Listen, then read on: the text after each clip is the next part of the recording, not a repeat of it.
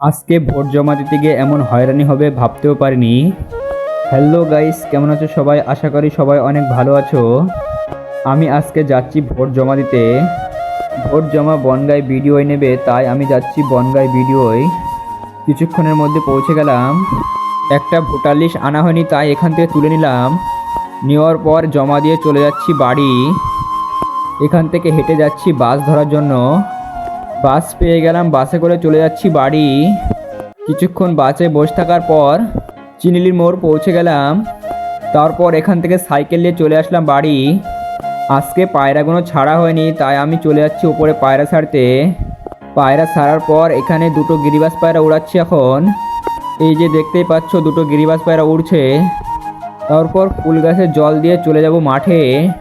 মাঠে এসে জল দিব, তাই মেশিনটা এখানে ঠিক করে নিচ্ছি।